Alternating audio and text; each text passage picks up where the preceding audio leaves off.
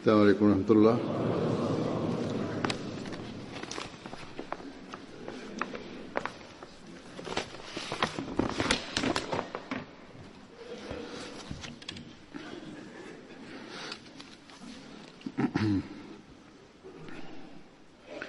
أشهد أن لا إله إلا الله وحده لا شريك له وأشهد أن محمدا عبده ورسوله أما بعد فأعوذ بالله من الشيطان الرجيم بسم الله الرحمن الرحيم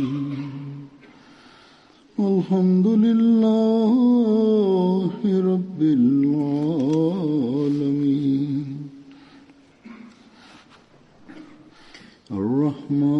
الرحمن الرحيم مالك يوم الدين إياك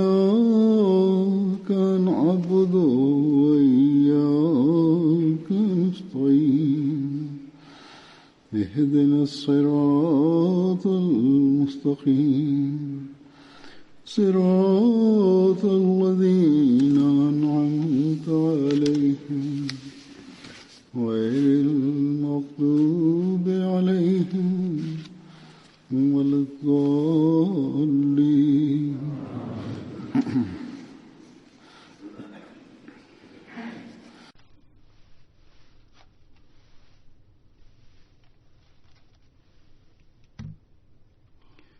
Bismillahirrahmanirrahim. Halifa mtukufu ayyadahullah ta'ala bin Aziz anasema kwamba hivi karibuni mtumishi mmoja wa jumuiya bana Usman Chini saheb amefariki. Inna lillahi wa inna ilayhi rajiun.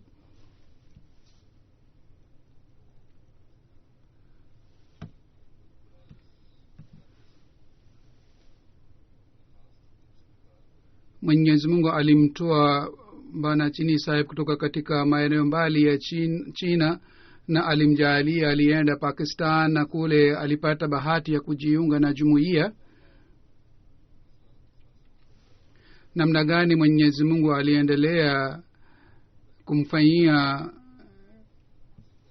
kumteremshia baraka zake, na kisha namna gani Mwenyezi Mungu alimpatia nafasi ya kujiunga na jumuiya, kisha kupata elimu na kisha kupata nafasi ya kuitumikia jumuiya.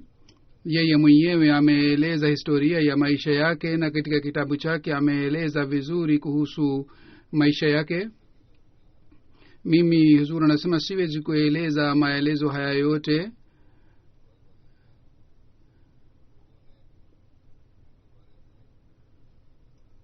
Yeye mwenyewe alieleza kuhusu maisha yake mbele ya watu, na vile vile watu walioandika kuhusu sifa zake. Maelezo haya ni mengi sana, hata kueleza maelezo haya yote hapa si rahisi. Kuna matukio yenye imani sana kuhusu hulka zake njema na kuhusu huduma zake. Maelezo ni mengi kiasi hiki kwamba kitabu kimoja kinaweza kuandikwa. Naona Khudamul Ahmadi wa Pakistan inaweza kufanya kazi hii nzuri ya kuandika kitabu kuhusu sifa yake. Sasa hivi mimi nitazungumza kuhusu mbashiri mtaalamu na aliyetoa wakfu maisha yake, na yule ambaye alikuwa walii wa Mwenyezi Mungu. Mimi nitaeleza kuhusu maisha yake. Maelezo haya ni mwelekeo kwa ajili ya wabashiri na kwa ajili ya wale waliotoa wakfu maisha yao, na kwa jumla kwa ajili ya kila mtu, kwa ajili ya kila mwanajumuiya. Maelezo ya maisha yake ni mwelekeo watu wengi wameandika sifa zake. Mimi nitajaribu kueleza kwa muhtasari katika hutuba hii. Bana Usman Chini Saheb alikuwa anajulikana kwa jina la Usman Chini Saheb. Jina lake hasa lilikuwa Muhammad Usman. Tarehe 13 wa April 2018 amefariki. Tarehe 13 ya Desember 1925 ni mwaka ambamo alizaliwa katika nyumba ya Waislamu katika mkoa wa Anhui wa China. Baada ya kumaliza masomo ya sekondari 1946 katika chuo alifanya diploma.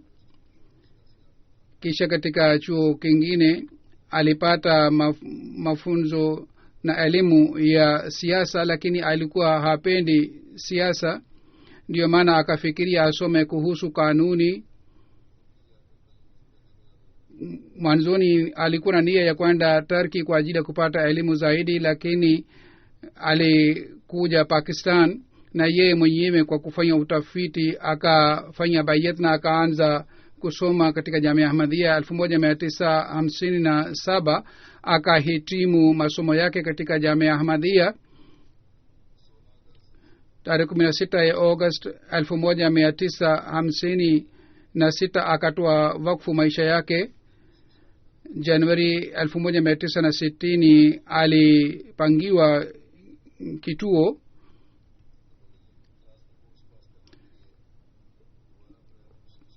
elfu moja mia tisa sitini na moja tena akajiunga na Jamia Ahmadiyya kwa ajili ya kupata elimu zaidi, na 1960 akahitimu degree ya shahid katika Pakistan, ofisi ya wakala tasnif, na katika Karachi na katika mji wa Rabwa alipata nafasi ya kuitumikia jumuiya kwa kuwa mbashiri. 1966 alienda Singapore na Malaysia. Kule alitoa huduma zake takriban miaka 3.5 katika Singapore, na miezi kadhaa takriban miezi 4 alitoa huduma katika nchi ya Malaysia. 1970 alirudi tena Pakistan. Kisha aliendelea kuitumikia jumuiya katika maeneo mbalimbali. Alifanya umra na haji pia. Baada ya kuhamia kwa halifa mtukufu wa 4, wakati huzur alipohamia hapa London, wakati ofisi mbalimbali ilipofunguliwa, kazi ilipozidi,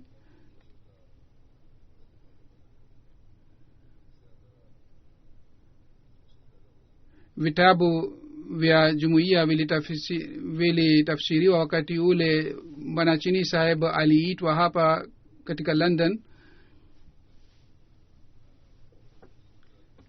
Kisha alipata nafasi ya kufasiri vitabu katika lugha ya Kichina.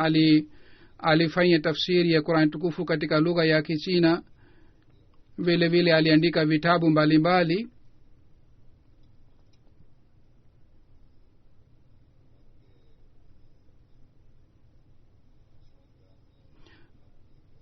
Ameacha mke mmoja na mtoto mmoja wa kiume na mabinti wawili. Hazur anasema kwamba 1986 ni mwaka ambamo alianza kufanya tafsiri ya Qur'ani tukufu katika lugha ya Kichina sawa na mwongozo wa halifa mtukufu wa 4.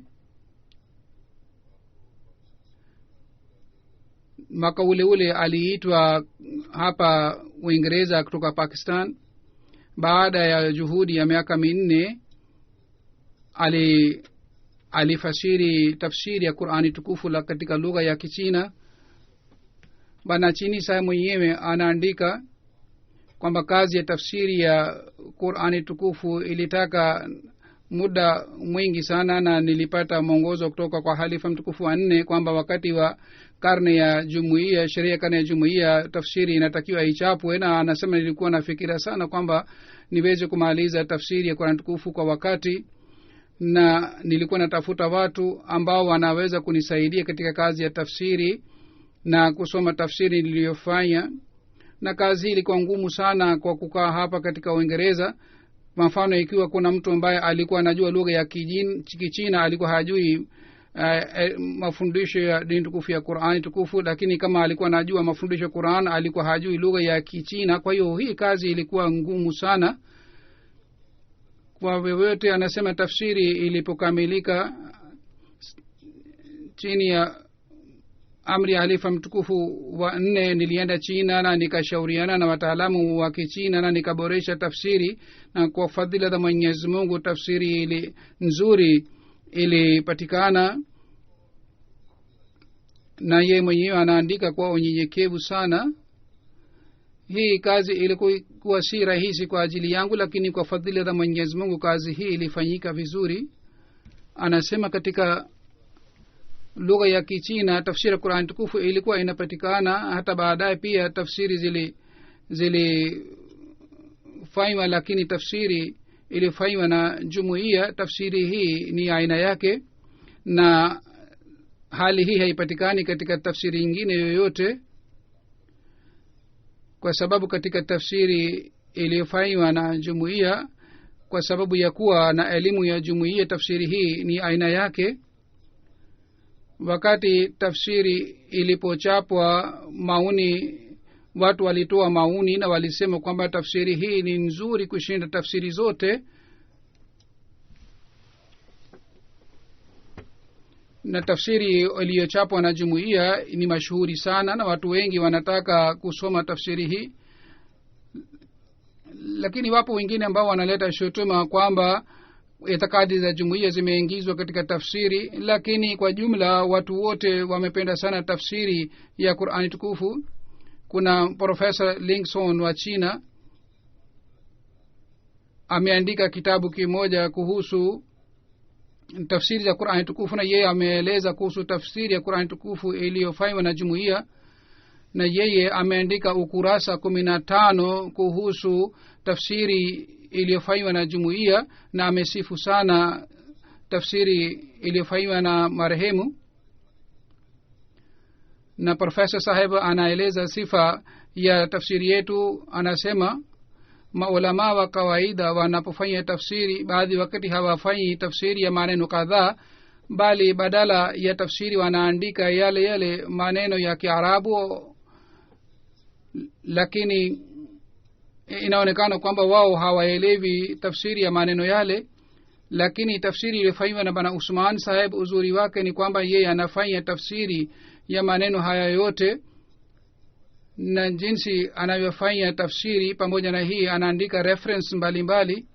Bwana professor huyu anasema kwamba mimi niliandika maoni yangu kuhusu tafsiri ya Qur'an tukufu baada ya wakati ule nilikutana na Bwana Chini Saheb mara kwa mara. Maoni yangu ni kwamba Hazur anasema maoni ni ya huyu bwana ambaye si Muislamu, yeye ni mtaalamu wa hali ya juu. Yeye anasema kwamba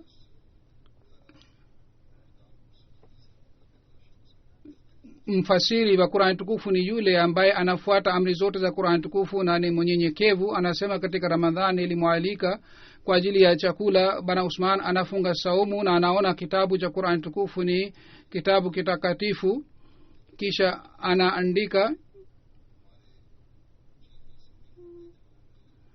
tafsiri fulani ni kinyume na tafsiri iliyofanywa na Sunni. Lakini kwa kuwa na hali hii, je, sisi tunaweza kukataa kwamba huyu mfasiri anaamini tauhid ya Mwenyezi Mungu na anampenda Mtume sallallahu alaihi wasallam na anafuata amri zote za Mwenyezi Mungu?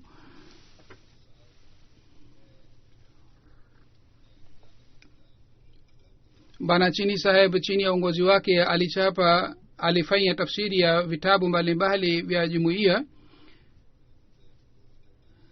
Katika vitabu hivi ni Introduction to Morality, ameandika katika lugha ya Kichina. Ameandika vitabu 7 mwenyewe na ni vitabu takriban 35 ambavyo vilifanywa tafsiri chini ya uongozi wake. Outline of Islam ni kitabu kingine. Fundamental Question and Answer about Islam ni maswali kuhusu dini tukufu ya Islam, tafsiri yake amefanya. concept of jihad and ahmadiyya muslim jamaat. Yeye ameandika kitabu hiki katika kichina.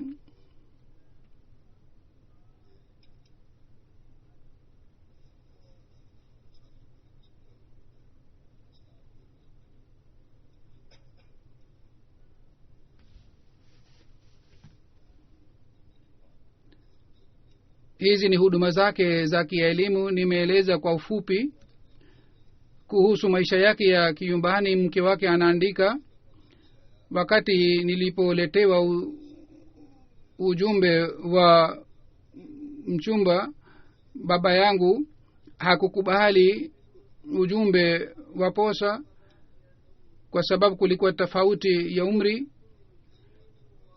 Chini sahib umri wake ulikuwa miaka 50. baba yangu akaweka barua ya ujumbe na akaniambia mimi mwenyewe niamue. Anasema mimi niliona katika ndoto kwamba mimi nimesimama katika uwanja mkubwa na nina mikono mitupu, na mimi nafikiria kwamba itakuwaje, mimi sina kitu chochote. Katika hali hii mimi nikamuona mtu na akaniambia kwamba mahitaji yote yatatimia kwa kumpitia huyu mtu. Na katika ndoto nilimuona bana Usman Chini Sahib, na alikuwa amevaa mavazi meupe na alikuwa amesimama karibu nami.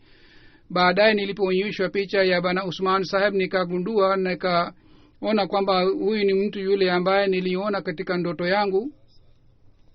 Miaka 4 nilikuwa sipati visa na nilikuwa sipati pasi. Kulikuwa matatizo ya aina mbalimbali kwa sababu ya hali ya nchi. bana Usman Sahib katika ndoto aliona wakati Mauze Taung atakapofariki mke wangu atakuja.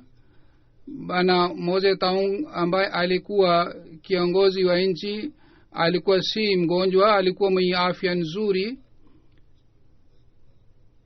na mke wake akasema kwamba basi labda tutasubiri kwa muda mrefu sana. Kwa hiyo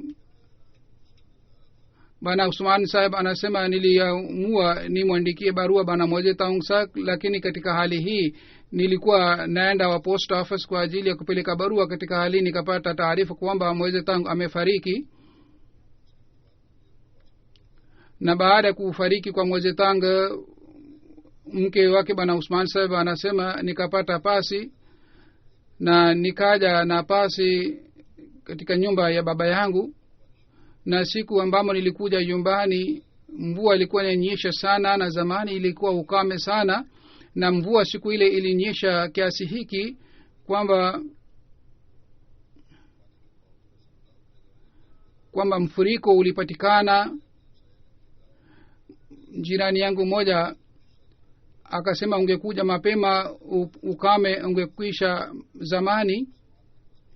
Anasema mimi nilikuwa sina mzigo mkubwa, nilikuwa na mavazi mawili tu nilipewa na mdogo wa bana Usman Chini Sahib. Tarehe 12 August 1978 nilifika Karachi. Chaudhry Mukhtar Sahib akatangaza ndoa yangu na yeye akawa wali wangu.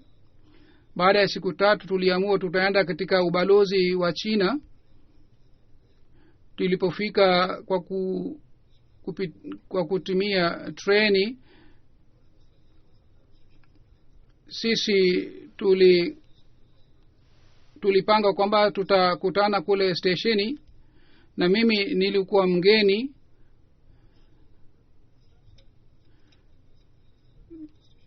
Katika treni ambamo nilikuwa nimekaa, waabiria wote wakashuka. Mimi nikaona kwamba hii ni stesheni ya mwisho, mimi pia nikashuka.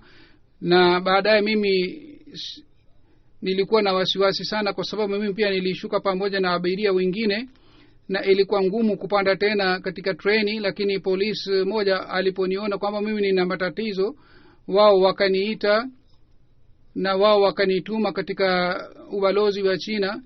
Anasema mimi nilikuwa nimevaa baibui, na watu wa embassy walikuwa hawaamini kwamba mimi ni mwenyeji wa China. Namna gani mwanamke wa China anaweza kuvaa baibui? Lakini wao wakanipatia gazeti moja, akasema usome gazeti hili ili wajue kwamba mimi ni kutoka China. Kwa hiyo storia hii huzur anasema ni ndefu sana, lakini angalau huyu akafika katika ubalozi, na mtu ambaye alimpeleka ubalozini katika ubalozi wa China, yeye alikuwa anashangaa kwamba mimi sijawahi kuona mwanamke ambaye anavaa baibui hivi, na yeye ni mwenyeji wa China. Anasema hivi tulianza maisha yetu. Kuhusu bana Usman Sahib anaandika, alikuwa mume mzuri sana, alikuwa mwalimu wangu wa kiroho.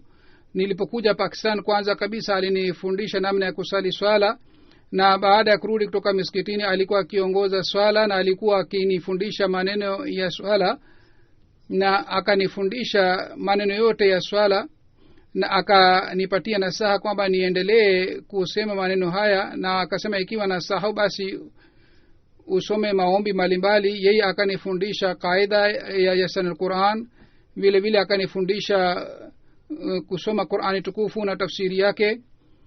Alikuwa akinifundisha kwa makini sana, na alikuwa akinifundisha kwa kutoa mifano mbalimbali. Alikuwa mtu mwenye huruma sana. Alimuita mama yake kutoka China na alimhudumia sana mama yake. Anasema baadhi wakati tulikuwa na hali ya aina hii kwamba tulikuwa tukipata chupa moja ya maziwa, na yeye alikuwa akimpatia mama maziwa, na marehemu alimhudumia sana mama yake.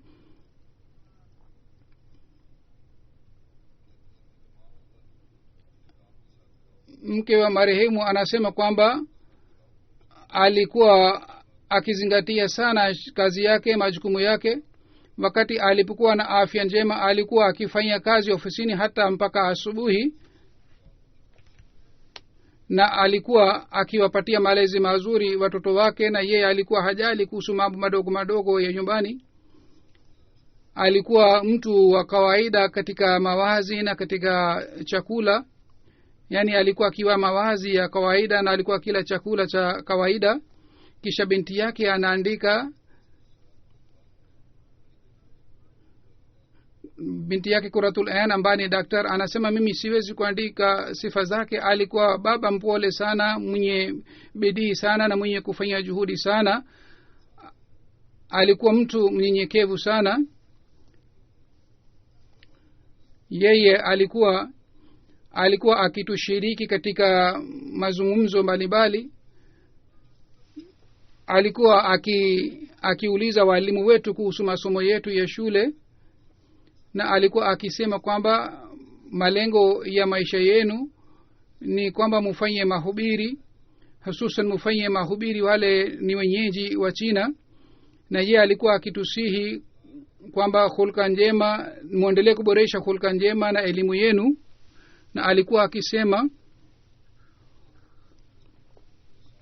kwa kuona vitendo vyenu watu wajue kwamba Mwenyezi Mungu yupo, kwa sababu watoto wanapomwamini Mwenyezi Mungu wanakuwa wazuri zaidi kuliko wale watoto ambao hawamwamini Mwenyezi Mungu yupo. Alikuwa akitusihi kwamba mkianza kazi yoyote basi muendelee na kazi ile mpaka mwisho wake. Yeye hakutumia maneno makali dhidi yetu, bali alikuwa akitupatia malezi kwa upole. Ikiwa alitumia maneno au ukali, basi alifanya ukali au alitumia ukali kuhusu sala, kwamba sisi tusali swala. Kwa ajili ya kutuzoesha sisi tusali swala, tulikuwa tukienda misikitini kusali swala zote 5, na alikuwa akitupatia vitabu ili tusome, na baadaye alikuwa akichukua mtihani ya kile kitabu. Kisha binti yake anasema zaidi,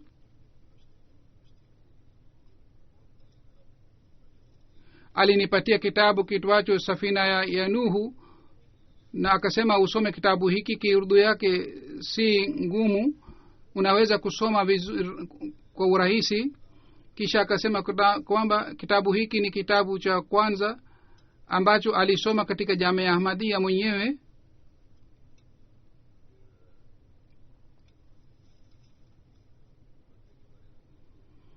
Kisha kuhusu hijabu pia alikuwa akitupatia nasaha kwamba mkienda chuoni lazima muvae hijabu.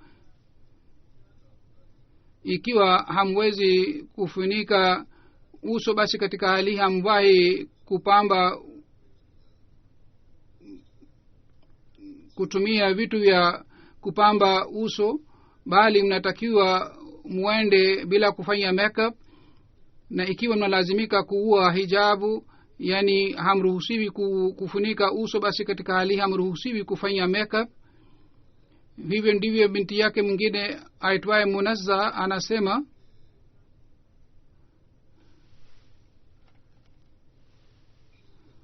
baba alikuwa akisema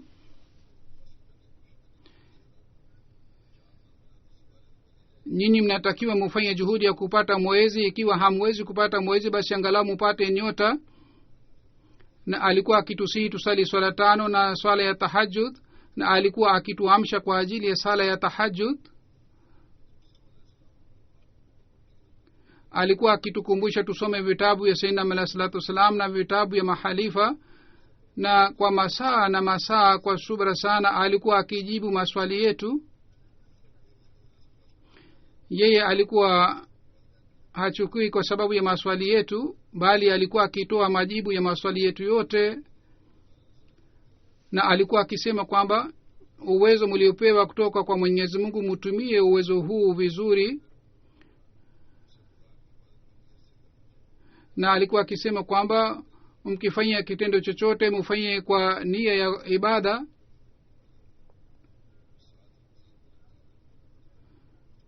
Alikuwa akisema kwamba mfano maisha ni sawa na ngazi, kwa hiyo mtu anatakiwa aendelee kupanda juu. Anasema alitufundisha tabia ya unyenyekevu na kuishi maisha ya kawaida. Wakati alipokuwa akiishi Islamabad, central heating ilikuwa inawekwa katika nyumba za wabashiri wote. Alisema kwamba heating iwekwe katika nyumba yetu baada ya kuweka katika nyumba za wabashiri wote.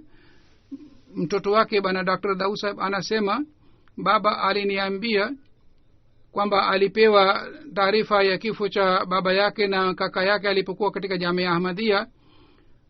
Wakati ule akafikiria kwamba habari hii ni imtihani kutoka kwa Mwenyezi Mungu, kwa hiyo yeye akaendelea na imtihani. Yeye hakupoteza muda wake wala hakuenda kule katika nchi yake. Mtoto wake anaandika kwamba alikuwa na shauku sana ya kuwahubiri watu wa China. Akienda katika sherehe yoyote alikuwa akitambulisha jumuiya na alikuwa akigawa vipeperushi. Hata alipokuwa akija kwa kutumia wheelchair, yani alikuwa hawezi kutembea, wakati ule alikuwa akitumia wheelchair. Katika mfuko wa wheelchair alikuwa akiweka vitabu ili aweze kupatia watu.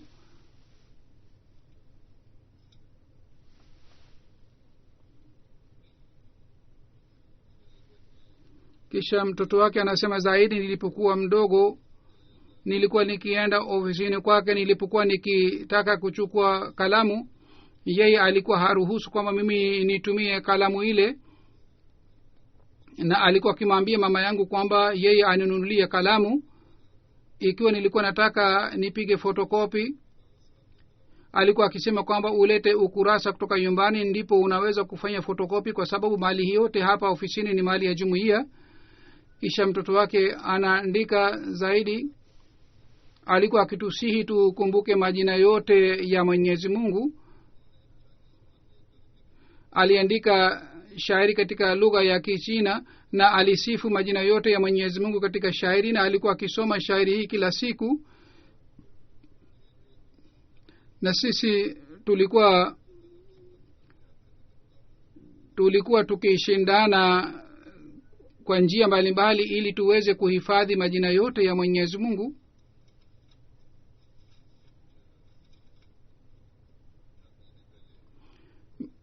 Miezi 3-4 iliyopita alikuja kukutana nami pamoja na binti yake.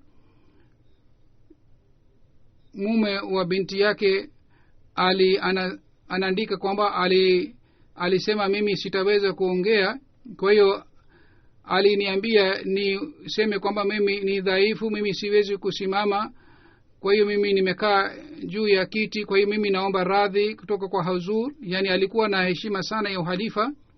vile vile aliandika hii kwamba niombee niendelee kufanya mahubiri mpaka mwisho wa uhai wangu.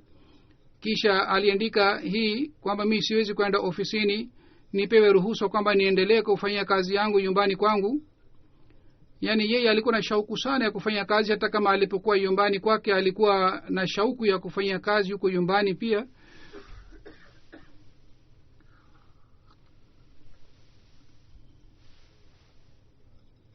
Hazur anasema wakati alipokwenda kuhiji,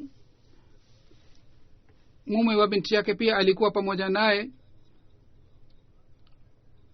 anasema Chaini Sahib aliandika hali ya moyo wake katika shairi lake la Kichina, na alisema mimi nimeandika shairi hili ili baadaye pia niendelee kupata faida kutoka katika shairi hili.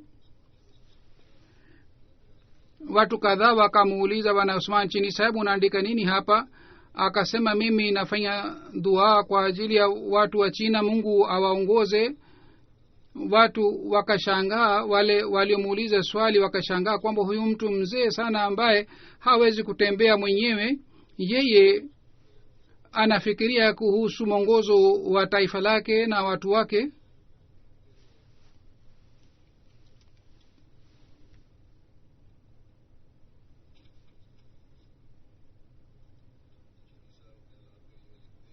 Bana Chini Sahib anaandika kuhusu maelezo ya maisha yake kwamba katika China Buddhism na Confucianism watu wanafuata dini hizi.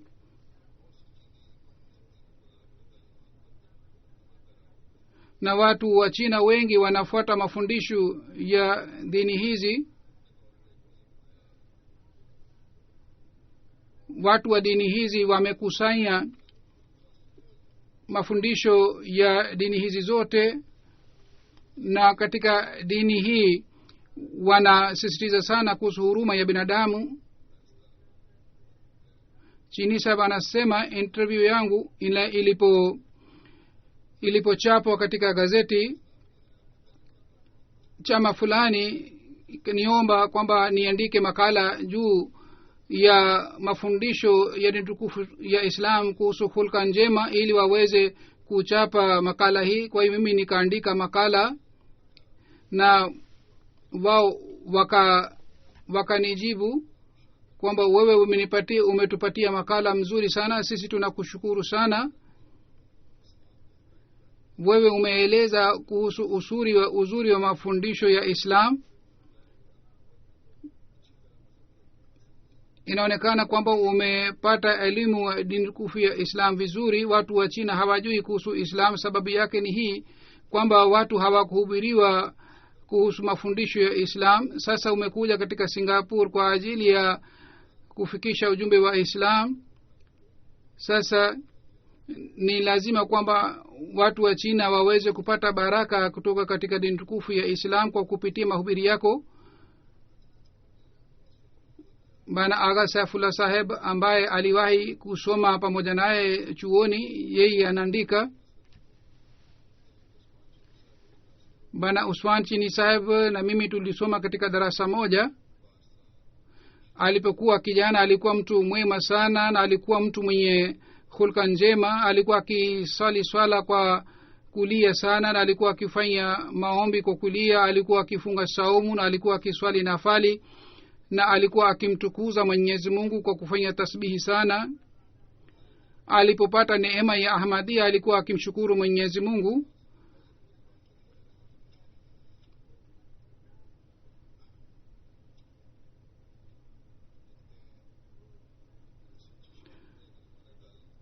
Bwana Saifullah Sahib anasema wakati alipokuwa mwanafunzi, baadhi wakati alikuwa akilia kwa sababu alikuwa peke yake.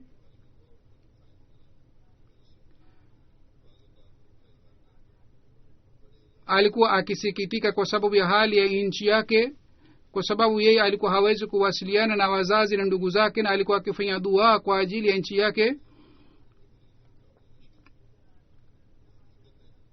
mwenendo wake ni mfano mzuri kwa ajili yangu.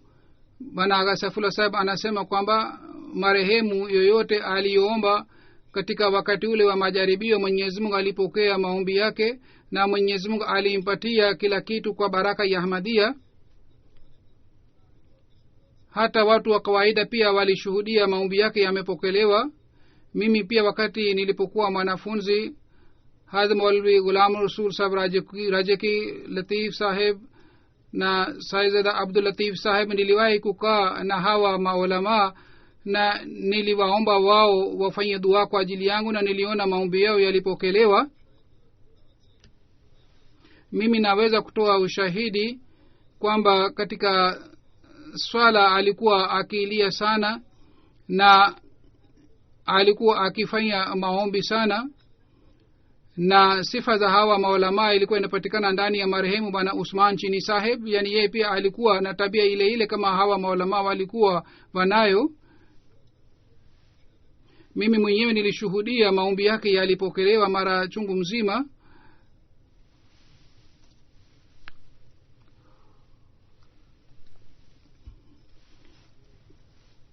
Kisha bana Aga Saifullah Saheb anaendelea kuandika kuhusu sifa za marehemu. Alikuwa akinisihi kwamba nifanye maombi sana. Yeye alikuwa akitoa ushauri kwa makini sana, na alikuwa akiwasihi ndugu zake na marafiki zake wao pia watoe ushauri kwa uangalifu sana, na alikuwa akiwashukuru mtu yeyote aliyemfanyia ihsani. Mtu yeyote akimuomba yeye amwombee, alikuwa akimuuliza, je, umemwandikia barua halifa mtukufu kwa ajili ya maombi au la? Dr. Rizwan ambaye ni mwenyekiti wa Jamaati Islamabad anasema alikuwa akipenda swala kiasi hiki kwamba alikuwa akija miskitini polepole na alikuwa akipumzika njiani kwa sababu ya uzee wake. Lakini mimi sikumuona kwamba alikuwa anakusanya swala. Wakati fulani ilikuwa nafasi ndogo baina ya swala maghrib na isha, nikamwambia badala ya kwenda nyumbani afadhali ukusanye sala zote mbili hapa miskitini, au subiri hapa miskitini au kusanya sala zote mbili. Akasema kwamba kwa sababu ya kutembea nafanya mazoezi, na vile vile nikitoka nyumbani na kuja hapa miskitini nitapata thawabu yake. Bwana Rashid Bashiruddin Sahib ambaye anaishi katika Abu Dhabi anasema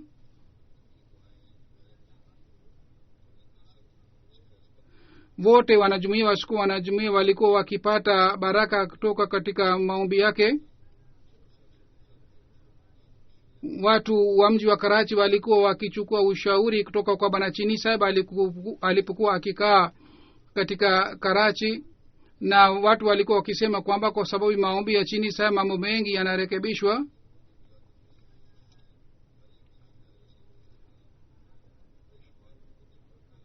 Na watu walikuwa wakimsifu sana. Wakati Chini Sahib alipohamia Uingereza, wasikuwa wanajumuia waliendelea kumkumbuka kwa muda mrefu sana. Anasema mimi nilishuhudia Chini Sahib alikuwa akimhudumia mama zake, baadhi wakati alikuwa akimkasirikia, lakini yeye alikuwa akimpenda na alikuwa akijali kuhusu mahitaji yake. Yeye alikuwa akiswali swala kwa makini sana.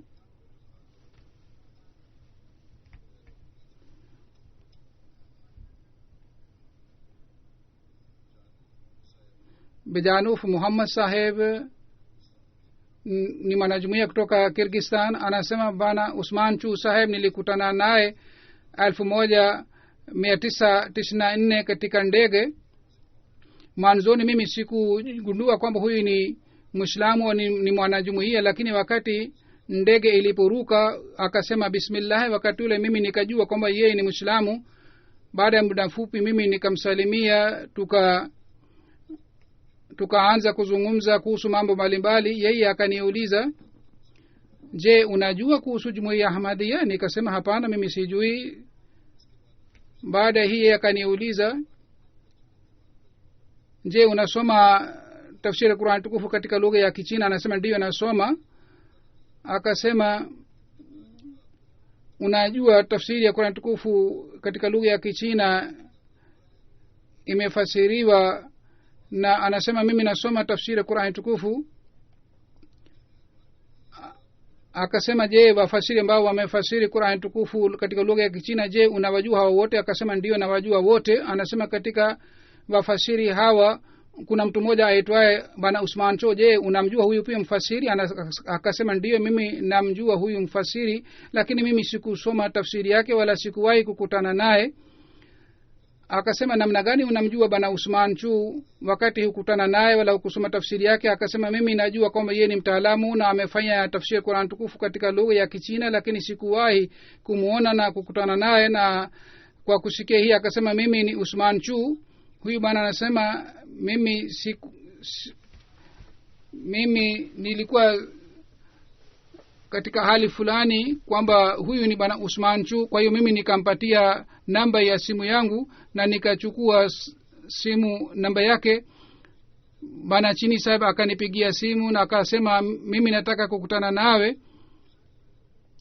Nilikuwa sifikiria hata kidogo kwamba mtu mkubwa kiasi hiki anaweza kukutana nyumbani kwangu. Kwa hiyo mimi nikamkaribisha nyumbani kwangu, na pamoja naye walikuwa watu wawili wa Pakistan. Tukaendelea kuzungumza kwa muda mfupi. Baadaye bana Usman Chu Sahib akanialika katika hoteli. Nikasema, wewe ni mgeni na napaswa nikualike, lakini yeye akasema, wewe ni mwanafunzi na mimi ni mkubwa, mimi ni sawa sawa na wazazi, kwa hiyo napaswa ni kuhudumu. Kwa hiyo tukaenda hotelini, tukala chakula na tukaendelea kuzungumza kuhusu mada mbalimbali.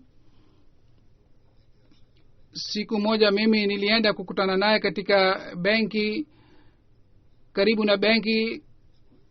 Tukakaa nyumbani kwake, na bana Usman Chu Sahib akaniuliza kuhusu masala ya kifo cha Isa na kuhusu Dajjal na kuhusu mambo mbalimbali. Mimi nikamjibu majibu yale ambayo Waislamu wa kawaida wanatoa.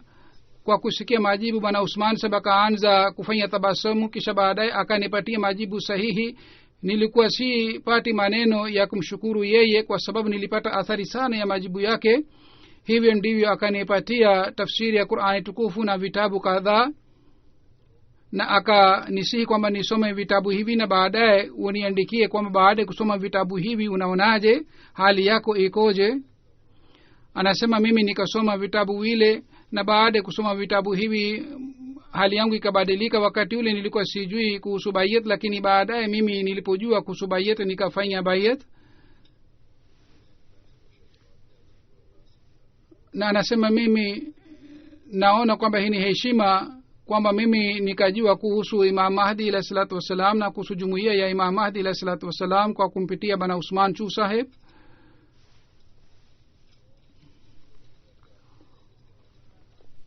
Watu wengi wameandika matukio ya kupokelewa kwa maombi. Bana Shah Sahib anasema alikuwa anasafiri kule Pakistan na watoto 60 walikuwa pamoja naye. Njiani akaswali swala kwa jamaa, na wasikuwa wanajumuia wao wakajua kwamba hawani wanajumuia na wanaswali swala. Kwa hiyo mashehe wakaanza kupiga kelele na wakaanza kuleta upinzani. Tulikuwa na wasiwasi sana. Bana Usman Chini Sahib alikuwa pamoja nasi, kwa hiyo watu mbalimbali wakapewa kazi ya ulinzi. Bana Usman Sahib akasema, munipatie kazi ya ulinzi, lakini tukamwambia ukae hapa na uendelee kufanya maombi. Mashehe walikuwa na mpango kwamba kwa kufika mji wa Multan wao watachukua hatua na watawapiga wale wanajumuia wote, lakini anasema mji wa Multan ikapita na mashehe wakakaa kimya. Na tulipoenda kuona, sheikh moja alikuwa amelala na alikuwa mwenyeji wa Multan, lakini akalala na akapata usingizi kiasi hiki kwamba akapita stesheni ya Multan hata akaenda mbele. Na anasema hivi sisi tulisalimika kwa kupitia maombi ya bana Usman Sahib. Hivyo ndivyo bana Adnan Zafar Sahib anasema, nilikuwa na matatizo katika office ya home office, nilipokuwa nikiomba pasi walikuwa wakisema sisi hatuna rekodi yako katika ofisi yetu. Nilikuwa nikienda ofisini takriban miezi minne, hatimaye nikakata tamaa.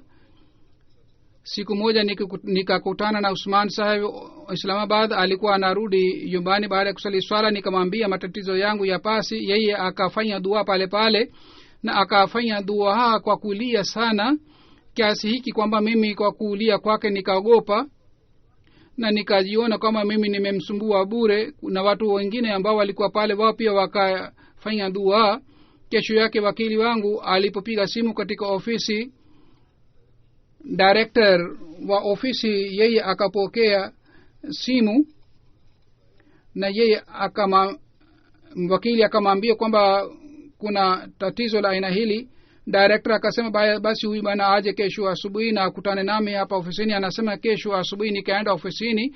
Huyu bwana alikuwa anaitwa Richard. Nikawaambia wafanya kazi wa ofisi kwamba nimekuja kukutana na director. Wakasema we huwezi kukutana na director kwa sababu yeye ni mtu mkubwa sana, utuambie una matatizo gani. Hakuna mtu yeyote ambaye alitaka kumwarifu director kwamba mimi nimekuja. Kwa hiyo yeye alipoambiwa director akaja nje na akanichukua pamoja naye na akakaa ofisini kwake na akatafuta rekodi na akamuita katibu na akampatia barua kwamba huyu bwana apewe pasi. Baadaye akaja kunisindikiza nje, na watu wote wafanyakazi wote wa ofisi walikuwa wanamuona kwamba huyu ni nani, mtu mkubwa kiasi hiki kwamba director mwenyewe amekuja kumsindikiza. Wakati ule hali yangu iliyokuwa ya aina yake, na hii yote ilitokea kwa sababu ya kupokelewa kwa maombi ya bwana Usman Chu Saheb. Na kazi hii ilifanyika katika siku moja, na director wa ofisi yeye mwenyewe alifanya kazi ile kwa sababu ya maombi ya marehemu.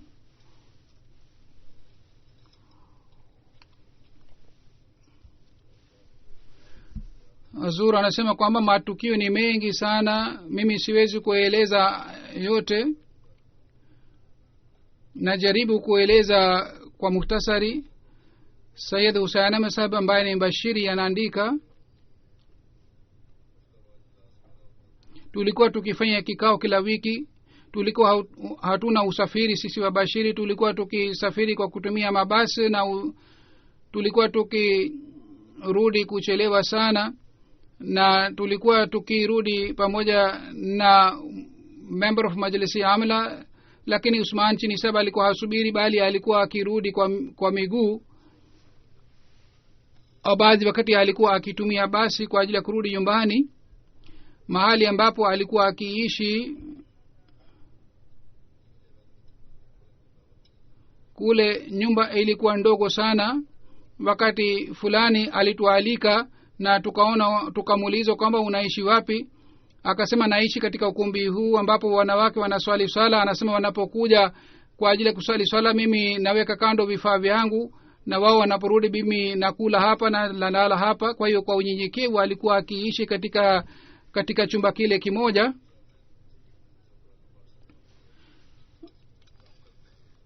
Bwana Arshad Saheb amefanya kazi naye kwa muda mrefu sana. Anasema mimi nimepata bahati ya kufanya kazi pamoja na marehemu. Anasema alikuwa akiswali swala kwa jamaa bila kukosa.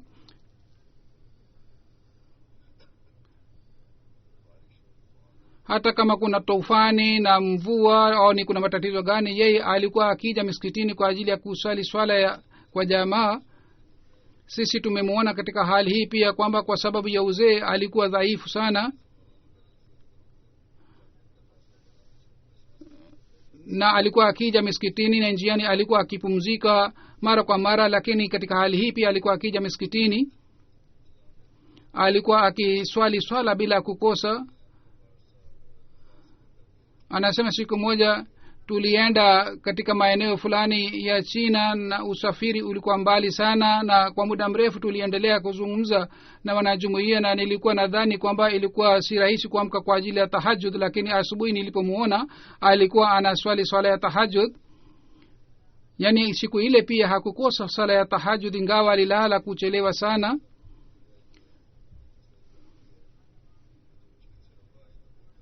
bana chinisa mwenyewe anaandika kwamba tulipokuja Rabwa tukaona wazee wa jumuiya wanaswali swala kwa unyenyekevu sana, wanafunga saumu, wanafanya maombi na Mungu anapokea maombi yao.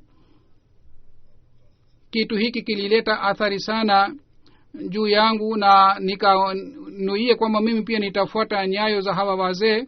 Wakati ule halifa mtukufu wa pili radhiyallahu ta'ala anhu alikuwepo.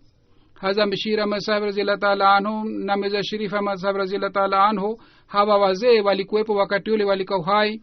Mulana Ghulam Rasul Rajki Sahib na Mukhtar Ahmad Sahib, Muhammad Ibrahim Sahib Kapuri, Sayyid Waliullah Shah Sahib, hawa wazee wote wa jumuiya walikuwepo na tulipata bahati ya kukaa nao. Na Mwenyezi Mungu kwa sababu ya baraka ya hawa wazee, Mungu aliboresha hali ya bana Usman Sahib na alijenga mahusiano zaidi na Mwenyezi Mungu.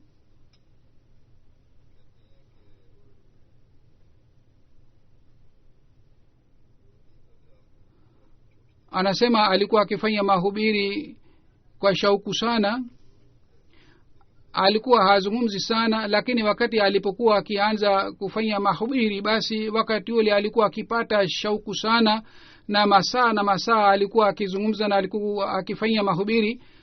Baadhi wakati kwa kupitia masimu pia alikuwa akifanya mahubiri, na masaa alikuwa akiendelea kufanya mahubiri katika simu. Alikuwa na sifa ya karamu. Alikuwa akisema baba yetu alikuwa mtu wa karamu sana, kwa sababu kule katika kijiji kulikuwa hakuna hoteli, na baba alikuwa akisema kwamba nyumba yetu ni hoteli. Mama yake pia alikuwa akiungana na baba yake marehemu katika kazi hii ya kupatia karamu.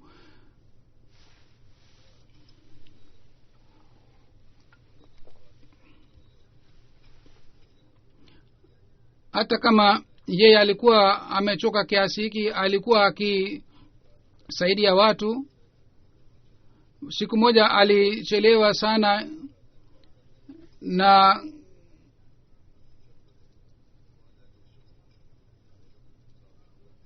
usiku moja akaalikwa na bwana moja na akakubali mwaliko wake. Yani alichelewa sana katika kikao, lakini alipoalikwa na bwana moja, yeye akakubali mwaliko wake na akaenda nyumbani kwake na akakaa nyumbani kwake kwa muda mrefu sana. Bwana Nasir Mabadar Sahib ambaye ni mbashiri mwingine, yeye pia anaandika, nilipopata amri kwamba nijifunze lugha ya Kichina, baadaye mimi niliwasiliana na bwana Usman Chini Sahib. Niliendelea kufanya mahubiri katika maeneo mbalimbali ya China.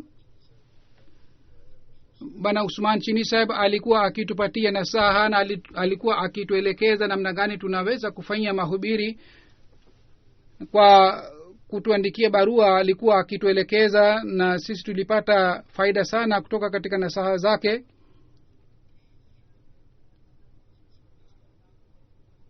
Na tulipata bahati ya kuwahubiri watu wa China maelfu na maelfu. Kila mahali watu walikuwa wakisifu sana bwana Usman Chini Sahib, na bwana Usman Chini Sahib anaaminiwa kule China kwamba ni mtaalamu wa hali ya juu. Anasema ameacha vitabu katika lugha ya Kichina, vitabu hivi vitabaki hai. Yeye ameacha bahari ya tafsiri nyuma yake, na alipata elimu hii kutoka katika vitabu ya Sayyidina Alayhi Salatu Wasalam, na alifasiri vitabu katika lugha ya Kichina. Alikuwa mtaalamu wa lugha ya hali ya juu, na watu walikuwa wakivutika kwa sababu ya utaalamu wake.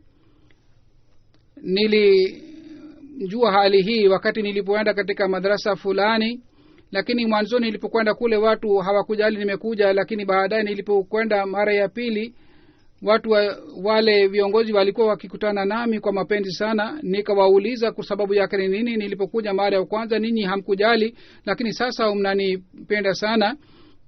Wakasema kwamba vitabu uliompatia Sheikh wetu,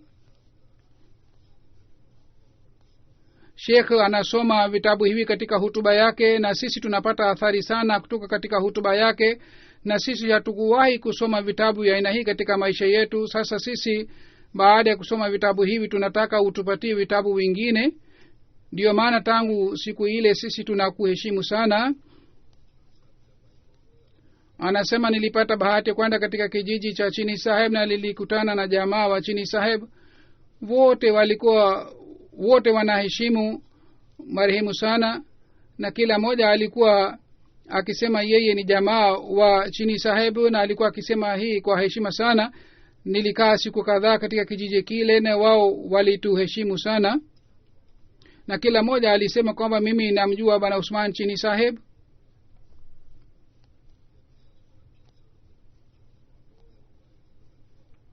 Tafsiri ya Qur'ani tukufu aliyofanya katika lugha ya Kichina, kila mmoja anaweza kuelewa tafsiri ile. Lugha nzuri imetumika katika tafsiri hii. Ingawa tafsiri ya Qur'ani tukufu ilifanywa na watu wengine, lakini tafsiri iliyofanywa na bwana Chini Saheb, tafsiri ile inaaminika sana katika China. Hata watu ambao hawafiki itikadi ya jumuiya wao pia wanaheshimu sana tafsiri hii iliyofanywa na Usman Chini Saheb. Anasema nilienda kutembelea eneo fulani. Mtu mmoja alipoona nina tafsiri ya Qur'an tukufu, yeye akataka nimpatie tafsiri hii, na yeye aliendelea kusema kwamba nilikuwa natafuta tafsiri kwa muda mrefu sana. Je, unaweza kunipatia Qur'an tukufu hii, tafsiri hii? Nikasema mimi nina Qur'an hii moja tu, unipatie unwani yako, sisi tutakutumia baadaye tafsiri hii. Yeye akasema unipatie Qur'an tukufu hii kwa muda mfupi, mimi nitafanya photocopy yake takriban ukurasa 1400. Akafanya photocopy yake, na yeye kwa kupata tafsiri hii alifurahi sana, na alikuwa anatushukuru kiasi hiki kwamba kama amepata hazina kubwa sana. Yani yeye alikuwa na furaha kubwa sana kiasi hiki kwamba akapiga photocopy ya Qur'an nzima.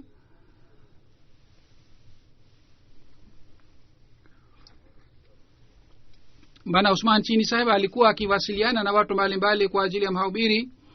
Vile vile washirika kadhaa wengine ambao walikaa kule China, wao pia wameandika kwamba tukienda sehemu yoyote ya China, kila sehemu watu walikuwa wakimsifu bwana Chini Saheb. Bwana Zafrullah Saheb pia ambaye ni mbashiri kule Pakistan aliwahi kukaa kule China.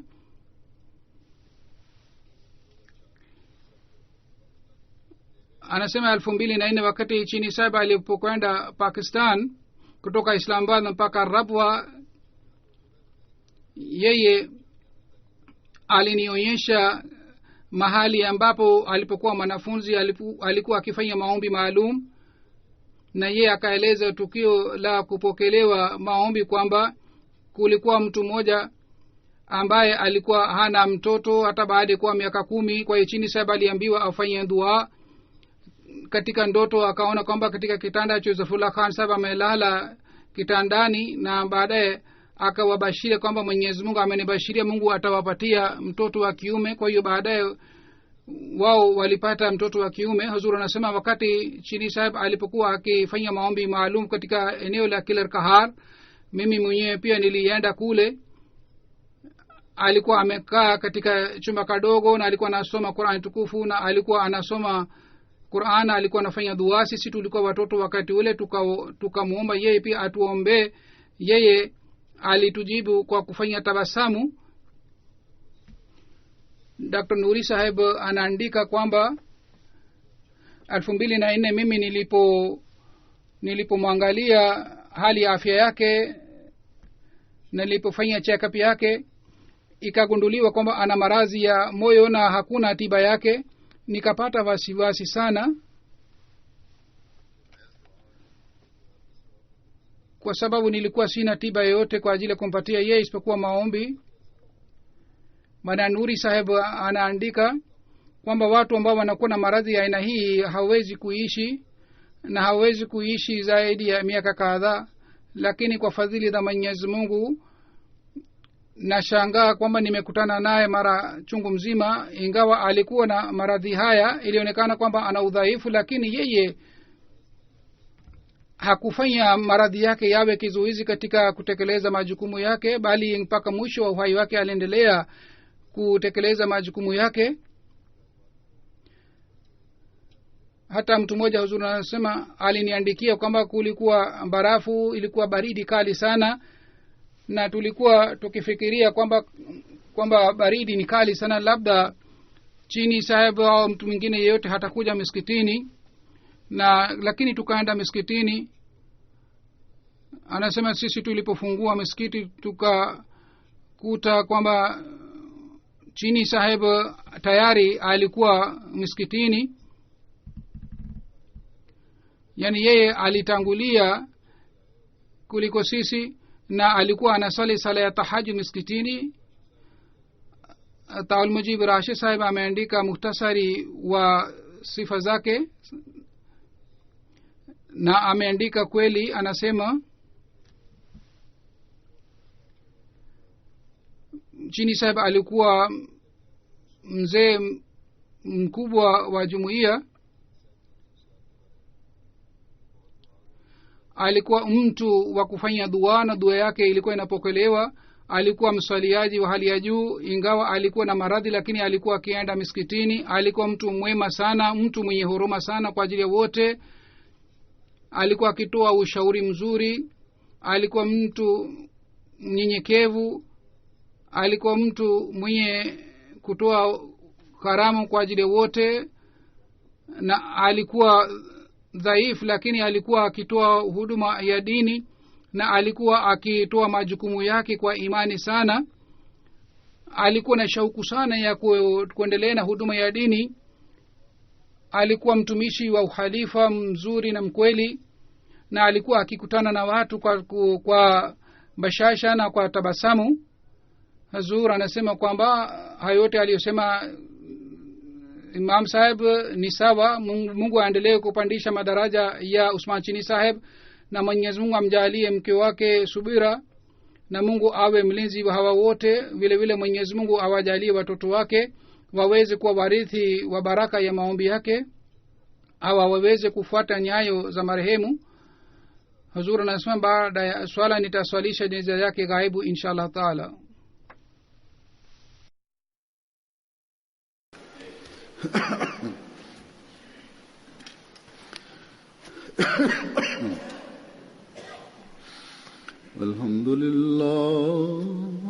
Alhamdulillah nahmaduhu wa nasta'inuhu wa nastaghfiruhu wa nu'minu bihi wa natawakkalu alayhi wa na'udhu billahi min shururi anfusina ومن سيئات أعمالنا من يهده الله فلا مضل له ومن يضلل فلا هادي له ونشهد أن لا إله إلا الله ونشهد أن محمدا عبده ورسوله عباد الله رحمكم الله إن الله يأمر بالعدل والإحسان وإيتاء ذي القربى وينهى عن الفحشاء والمنكر والبغي يعظكم لعلكم تذكرون اذكروا الله يذكركم وادعوه يستجب لكم ولذكر الله أكبر